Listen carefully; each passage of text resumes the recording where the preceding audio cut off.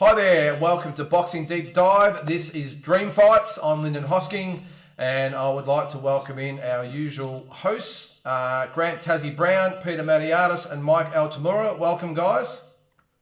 Good to be on the show, guys. Well, this is fast becoming a favourite this one. We got all sorts of feedback on last week's fight, which was it was my thing, wasn't it? Who was it again? Pacquiao. Duran, of course it was. You talked about being put on the spot, Mike, just before we come on air. Well, there it is. So I forgot my own dream fight. So this week, Pete, you're going to step up the plate, and who have you got? We've got the Golden Boy, Oscar De La Hoya, up against Kostya Tszyu. So, wow, this is one that we always wanted to happen. It never happened, but just wondering what you guys think in this, if they ever did meet. Well, I think you've absolutely nailed it, mate. I thought I did pretty well with Pacquiao Duran last week, but wow, this is unbelievable. Tassie, what are your thoughts on it, mate? Before going into the predictions of it all, what's the first thing that comes to your mind? For starters, they're two of my favourite all-time fighters. At the time when they were fighting, there was Kostya, Oscar, and Roy Jones were my favourite current fighters at the time. Mate, I'm going to give you a bit of trivia. I'm sure you all know it, especially Mike. They fought on the same show. De La Hoya fought Miguel Angel Gonzalez. A young Floyd Mayweather fought on the show as well. Third and fight. Costa fought Leonardo Mas.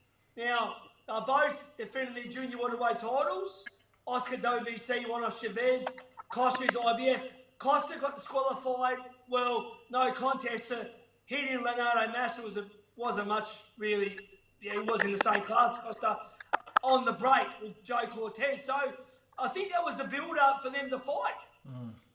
Yeah. And it never eventuated. De La Hoya then jumped up and took on Whitaker.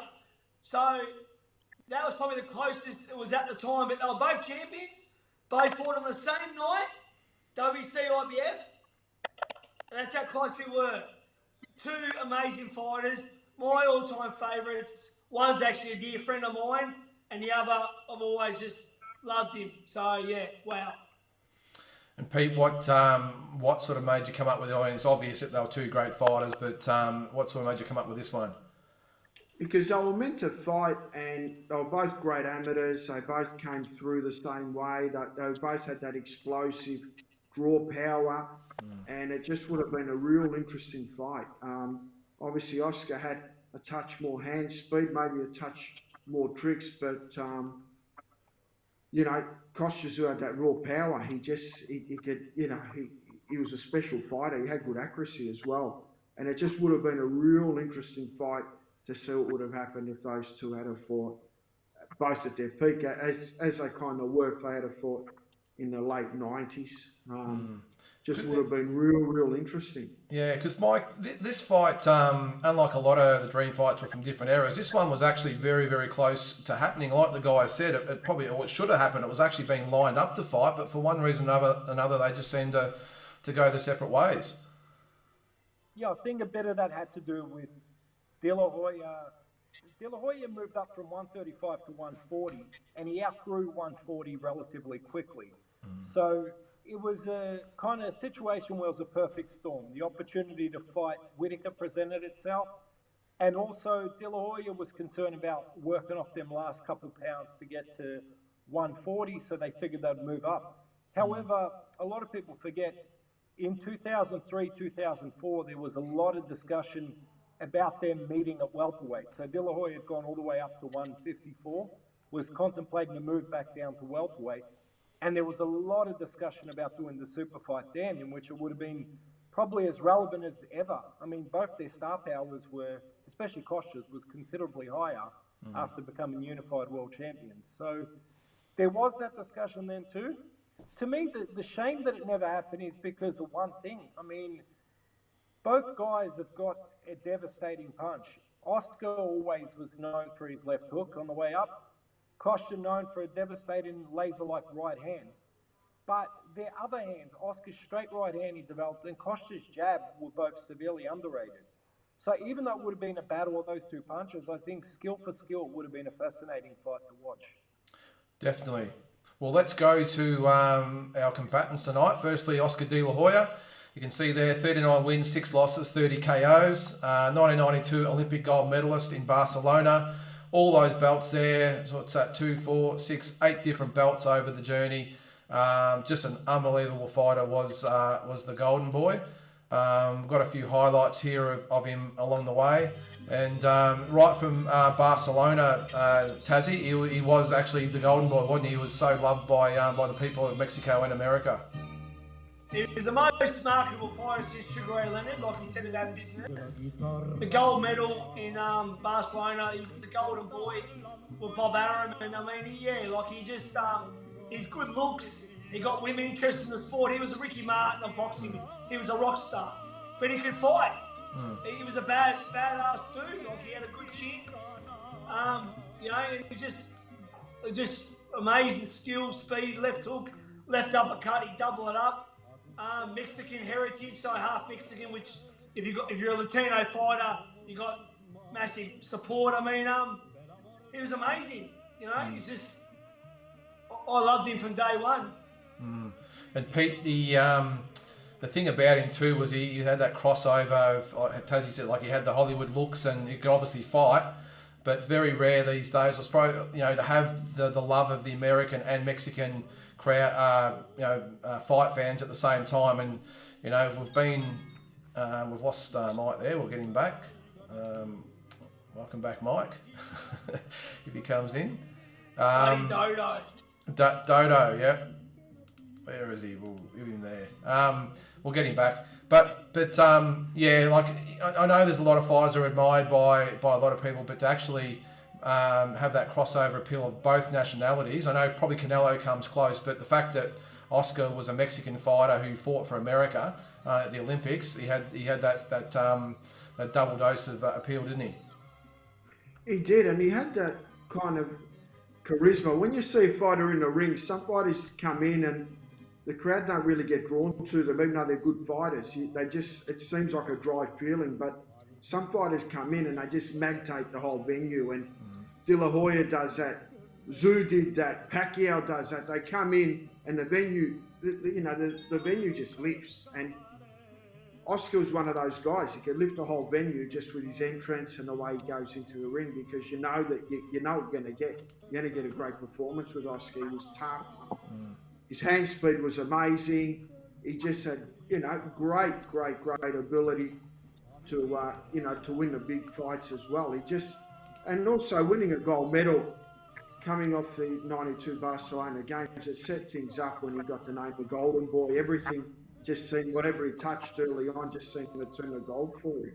Yeah, no, it certainly did. And Mike, this era here is probably the mid to late 90s. I think this is sort of 95 to sort of 96, 97 here. You can see him fighting Chavez here. That was probably the era where it was probably more likely that they were fighting. I think about this time Costa might have lost to Phillips as well, didn't he? Which do you reckon that derailed it to some extent as well? To an extent, I think the fight was pretty well dusted already, given that Oscar had made the commitment moving up in weight and had fought Whitaker. But it definitely didn't help the situation, that's for sure. Well, all right. Well, let's have a look at his opponent. This man needs no introduction. It's the one and only Kostya Tszyu, 31-2, 25 KOs. You can see there, 1991 World Amateur Champion. Not as many belts as Oscar, but the fact that he had all unified belts at the same time and defended them multiple times, I think definitely stacks up for Oscar. And you can see there, obviously, an International Boxing Hall of Fame member as well. So Tazzy, I'll give you first crack at this. This guy certainly needs no introduction to the boxing world, does he? And I had to put this clip up because it brings back so many memories of Costa at the time. Yeah, I mean, what can I say about Kostya Tszyu? I mean, he was an idol of mine. And lucky enough to be able to train him and spar him with Johnny Lewis in Newtown. And I mean, look, he was an amateur world champion, 300 something odd fights. I think only 12 losses. I mean, he won a world championship 91. In Sydney World Championships. He decided not to turn pro. I mean, he decided to turn pro instead of go to the Olympics. I believe he would have won gold in 92 as well. But I mean, thing about Kostya Tszyu, they moved him. They set up his competition quite early. Guys like Wala Forte, Livingston Bramble, like he was fighting some former world champions quite quick. He fought the great Hector Lopez in America. It was a very, very hard fight early on in his career, which was touch and go. He got over that one. I mean, his level of competition was amazing. If he hit you, he'd hurt you. His right hand was deadly. He landed on point all the time. And I mean, I believe that, he got better after the loss to Phillips. He trained. Like I was in training camp for Phillips all my life. I seen him start Ross Thompson. Things weren't right in that training camp, but he came back and he changed. He started going to AIS for training camps pre-fight. So he got out of Sydney. He got to AIS. He changed his preparation more because he didn't want to lose ever again. What he done to unify the belts then by Gonzalez, Gerardo, and Judah, he changed his whole approach to his training. Just a great fighter, and I'm honoured to have been in the ring with him twice in sparring. You're a brave man, mate. So Pete, you're probably a bit like me. I remember being at the Fenwick Nelson fight at Princess Park. I'm sure you were there, and he had his debut on that card. Yeah. And I just remember thinking, who is this guy? Because we all sort of knew about him from the amateurs, but pros is a totally different game to amateurs. But I felt so sorry for Daryl Hiles on the day because he was just a lamb to slaughter, wasn't he? He was. I remember Kostya Tszyu when Nick Totoris sparred him. He was up at Leo Berry's gym, and Nick was a kickboxer. They were looking for southpaws. Southpaw as well too. Maybe sparred him 2 or 3 times, and I went across and had a good look. Obviously, being Nick's friend and supporting Nick as his manager, so I had a quick look at Kostya Tszyu and how good he was, and I was just amazed at how much poise he had in the ring. He had the accuracy, he had everything. The thing, looking at someone like Kostya Tszyu, looking back at it, if he did go and base himself in America, say, with a leading American trainer, with a leading American promoter, with a manager that would say, look, Kostya, we'll change your diet, we'll move you up in weight, because we're going to bounce you to welterweight to see how you go there after you've dominated 140. We'll bounce you up and you can fight De La Hoya and there's other guys. Whichever way you do it, I really would have thought that's what he wanted to really accomplish. But being in Australia, he'd fly in his sparring partners, obviously, and do his base here with Johnny Lewis and do what he did. But it's not the same. It's really not the same to going to America and basing yourself there and doing it out of America and having American people behind you and being their boy rather than always being the visitor and subcontracting yourself into that environment. That's just the thing. I just think we never saw the true, real superstar stardom of someone like Kostya Tszyu because, that guy could have been remembered. He's a Hall of Famer and everybody. He could have been something else. That's what I feel. So do you think he actually sort of held back his career a little bit by being based in Australia, or?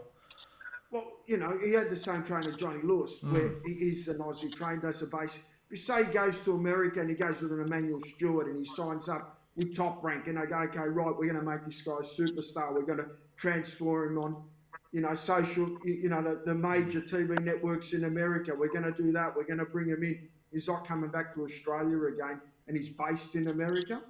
Then he conquers 140, he moves to 147 and he flattens, say, someone like De La Hoya. I'm just thinking in hindsight, this guy could have just went on. It just would have been different rather than, we're an island here. We don't realise how really when you go to America and big fights, that how we're not really where they are and we go there for a brief period. Then we come back to Sleepy Hollow in a way and do our own thing. And we're a great nation. We win so many gold medals and we'll do it our way. But I just felt that someone like Kostya Tszyu with his kind of thing, if you had just gone to a different American team and had, an Emmanuel Stewart or whatever at the time, I just wonder what would have happened.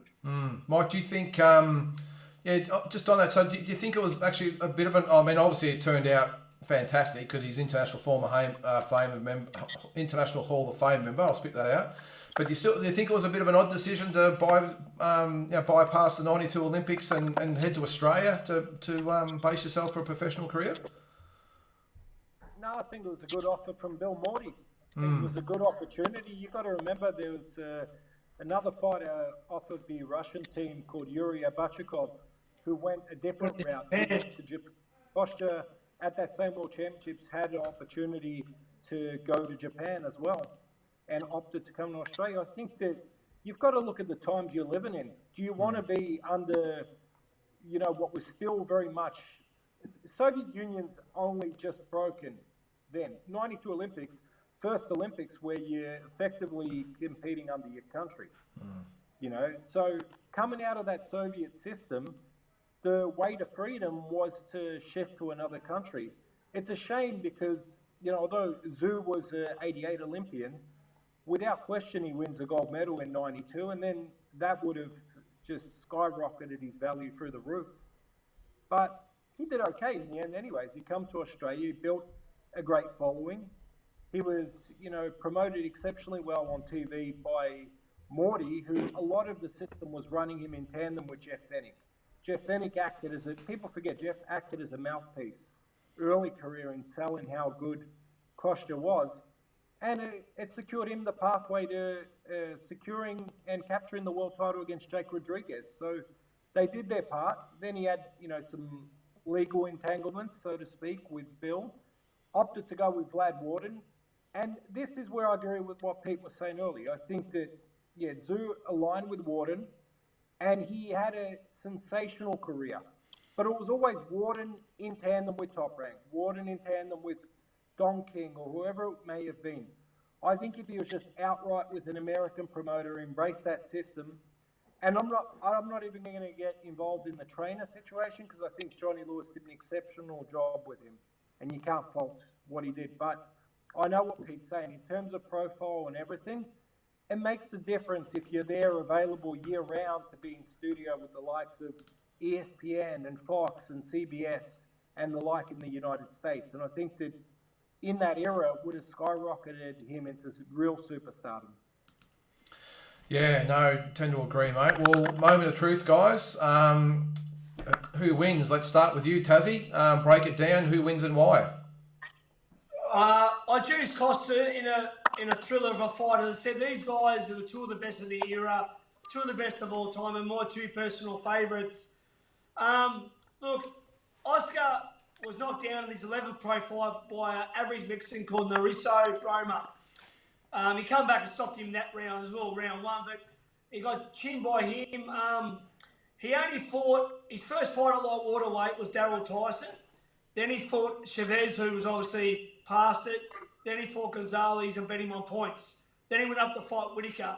I'll give him credit going up and fighting Whittaker. Whittaker was the most, he make it look stupid, so he risked, I watched that fight again today actually. So to go up and fight Whittaker, who makes it look bad, was a big thing. But so he was in the division to fight Kostya and didn't. Now, Kostya had always fights in the one division. I think that his power bothers Oscar. Oscar's got power as well. But I believe Oscar showed in the Trinidad fight where he ran for the last 3 rounds, was worried about Trinidad's right hand. He was worried about Mosey's right hand. Mosey landed that many right hands on De La Hoya. Now, Kostya's not Mosley. It's a lot harder, probably not as fast. I think Kostya, this is the way I picture the fight, dream fight. Round 1, Kostya drops Oscar early with a right hand. Oscar returns a favour that same round and drops Kostya with a left hook. Round 2, 3 or 4 are quite even. Round 5 and 6, Kostya starts really tearing it on. And De La Hoya starts fighting like when he fought Trinidad on the back foot. Boxing, staying away from Kostya's power. Kostya goes to a unanimous decision. Okay. Yep. No, I definitely can see that. What about you, Pete? Sorry, Tassie, go ahead. Go ahead, mate. They both shared knockdowns, I believe, at the super lightweight, which is the only division Kostya fought at. De La Hoya didn't do enough at that weight for me. Only Tyson, Chavez passed it, and Gonzalez Kostya destroyed Gonzalez. Like, wasn't even, that's his favourite fight. I noticed with Kostya also in training with him, Americans would come down like Stevie Johnson, Ivan Robertson, Ross Thompson, Hector Lopez. First few weeks of sparring, they're giving it to Kostya. And we're looking going, wow. By the end of the training camp, Kostya peaks at the right time. He's destroying all the important sparring partners because he peaks at the right time. His professionalism was always so amazing, and I witnessed it probably at least 6 camps I had with him. He'd always peak at the right time. I believe that as great as Oscar was, and Oscar was phenomenal, the way he ran against Trinidad, the way he was easily hit by Mosley, dropped by average fighters, dropped by Whittaker, who's a great fighter but not a power puncher. I believe Kostya hurts him but doesn't stop him. Wins unanimous points, but what a fight. Unbelievable. Yeah, no, you've done well with this one. Pete, how do you see it going? Look, let's look at Oscar. He was a great amateur, 6 world titles, 6 different weight classes, lineal champion in 3, which is most important. Moved up to 154 for Fernando Vargas, who at the time was ferocious, and he really punished Vargas. He lifted for that fight. And we mentioned, Tazzy mentioned a Trinidad fight. He took the last round off because he thought he had a won. I thought Last Oscar won 3. that fight. Last 3. I thought he just took the last round off, and because he thought he was that far in front, but obviously he wasn't. But, Oscar had a terrific chin. Oscar had terrific power. Oscar had a great left hook. Oscar had great speed. Oscar could see a fight. Oscar could lift. There was no real weakness. He was the fighter of his generation. Let's go to Kostya Tszyu now. He wouldn't leave 140. He didn't want to leave 140. Many times they offered him 147 to fight De La Hoya, but the money would have been huge. He wanted to stay at 140. So he's one of these old guys that a pound is a pound to him. I don't want to give anyone a pound. I don't care about the money.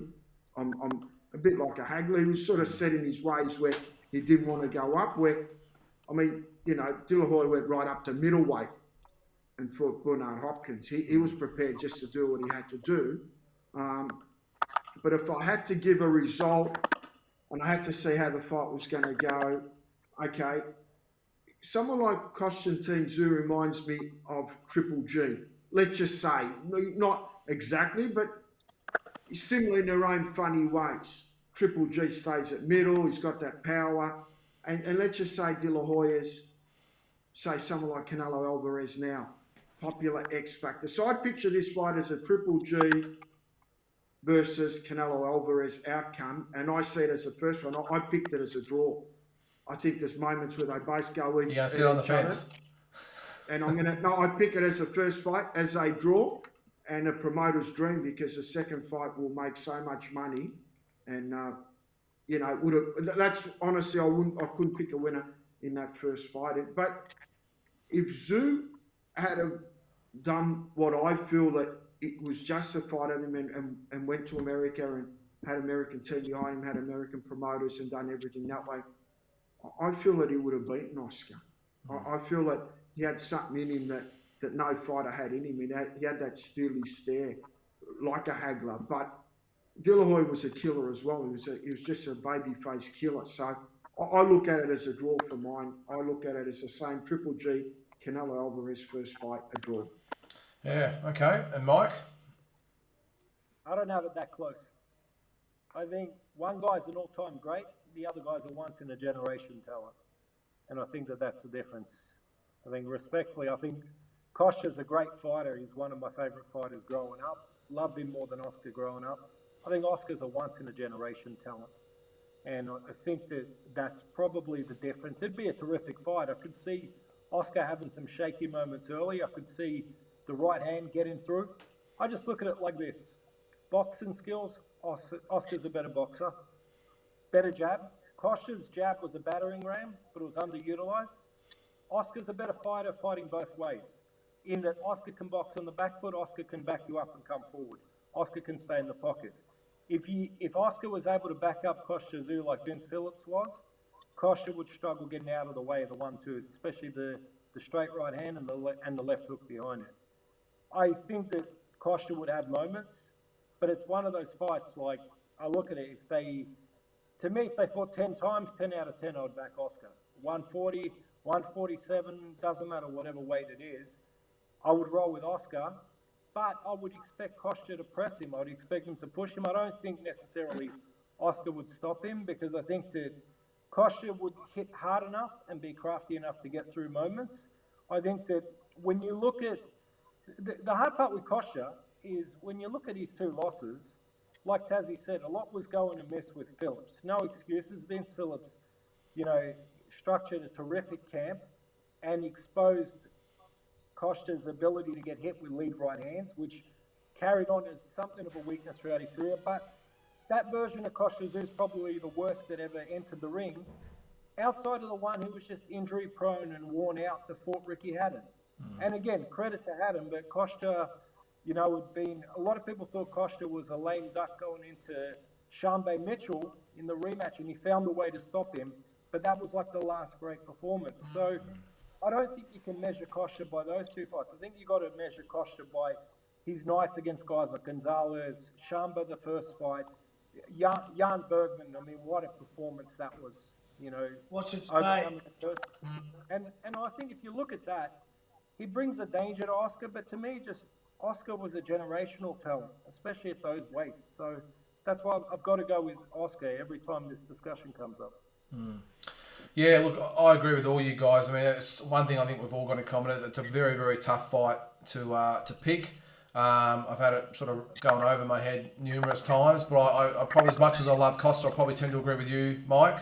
I think it'll be a fantastic fight. I think they would both have their moments. I agree with you, Tazzy. There could be a couple of flash knockdowns there. But I just think Oscar's, his height, his reach, his speed, his boxing skills might just be enough just to get him over the line in a very, very close decision. And the fact that I've got a feeling the fight would be probably in Las Vegas or something like that, I reckon might give him an extra round on the judges' scorecards.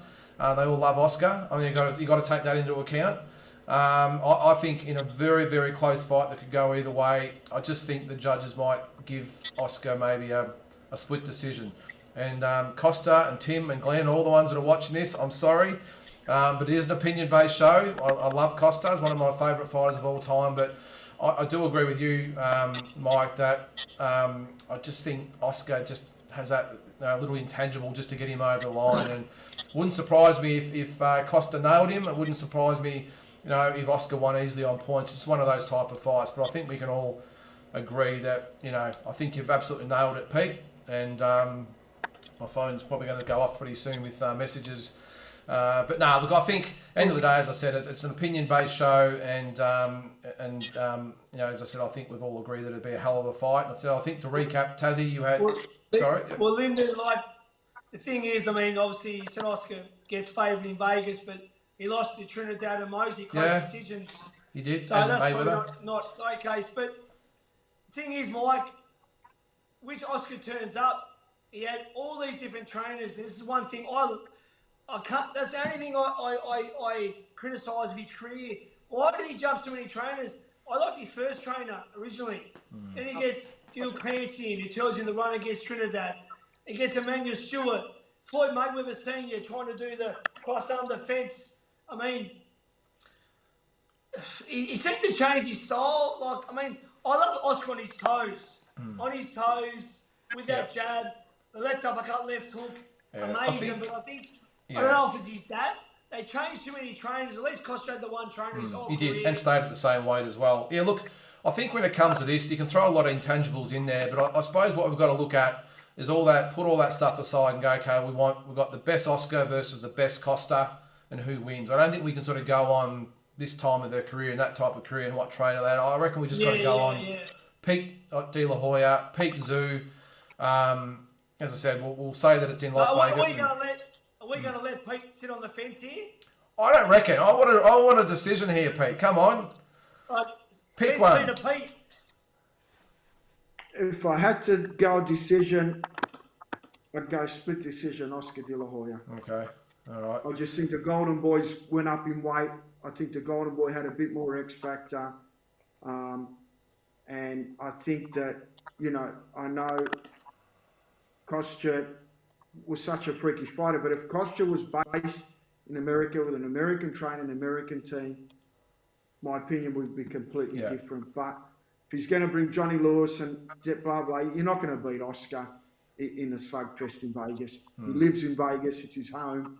He plays golf in the Vegas golf course. It's his backyard. You don't go in someone's backyard and beat someone like Oscar. He's not a guy that, this guy, they come around very, very often, an Oscar De La Hoya. Well, I think the fact that we've all been, I'm sure we've all swayed, except for you, Mike, we've all sort of swayed left and right, and that just shows what a great fight that would be. All right, so the end results: Tassie split decision to Costa. I didn't say split. I said decision unanimous to Costa. Okay.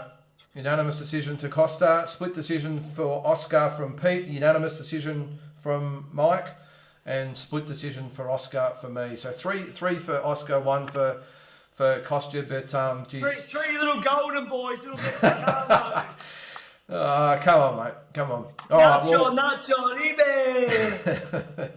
All right. Well, on that, let's leave it at that. Pete, you're up again. Sorry, Tassie, you're up next week. Who have you got? What's your dream fight, Tassie? Floyd Mayweather versus Hitman Tommy Hearns at Waterway. Wow. Tough one. Very, very tough one. All right. Well, let's hope. I was thinking of that one as well. Yeah, that'll be great. So, and then Mike, you start getting your thinking cap on for the week after. So, and Barrera Morales as the review classic of fight. the fight, number one. Yeah. All right, good stuff, guys. Always a pleasure. Look, Pete, I'm coming for you on Thursday, Peter. The trivia, it's on. It has a tirade. I've got a lot on my mind. I want to share with you. I've already a lot. Yeah. Well, yeah, keep a lookout. Looking forward to it, Tassie. Looking forward to it. Keep a lookout for the Boxing Deep Dive show. We've got a great response last week, so look out for that one. So thanks again for this is Dream Fights. Tune in again next week, and thanks everyone for watching. See you guys.